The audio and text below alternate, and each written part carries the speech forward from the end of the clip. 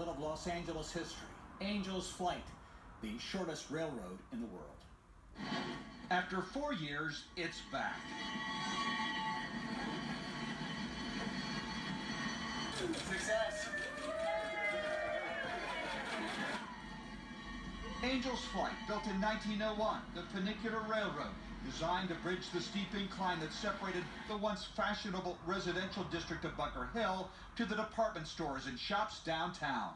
Same colors as far as I remember, same beautiful woodwork inside, same bumpy ride with those two really tight turns coming up. Just awesome. Great part of historic vintage LA. It was originally located next to the 3rd Street Tunnel before being ripped out for redevelopment. Relocated 30 years later, in 1996, a half block down across from Grand Central Market. As it turned out, it was reinstalled improperly, with one car breaking free, resulting in a passenger's death. This time, it's been fixed for good. City Councilman Jose Huizar. Thank the original brilliance that led Colonel J.W. Eddy to convince city leaders to allow him to build the original rail line. And here we are today, many, many years later, still being creative about what's possible in the city of LA. Mayor Eric Garcetti. Angel's Flight has given more than 100 million rides since its opening in 1901. It's one of the last relics of Victorian Los Angeles, an iconic LA landmark, and it's right up there with the Griffith Park Observatory or the Hollywood sign. Long before Ryan Gosling and Emma Stone danced and kissed here, in director Damien Chazelle's amazing love letter to LA, La La Land, Angel's Flight has been a long-loved Hollywood extra. Director Anthony Mann used it extensively in the Glenn Miller Story in 1954, starring Jimmy Stewart. Too bad you can't keep the trombone and not the arrangement. Harry Morgan drives underneath Angel's Flight on the long-since-removed Clay Street, a street that has had its share of cameos in other movies. That's Van Heflin in the 1949 thriller Act of Violence.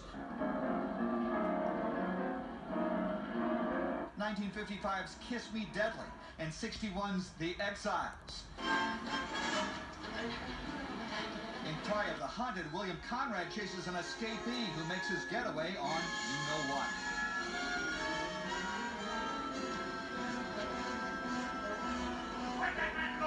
And if you want to see what happened after all the buildings were demolished, there's the film They Came to Rob Las Vegas in 1968. Down below, a sea of parking lots. The Victorian homes demolished, skyscrapers yet to take their place.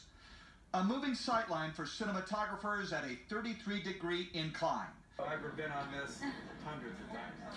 And much more for people such as Gordon Pattison, who first rode Angel's Flight as a toddler in 1946.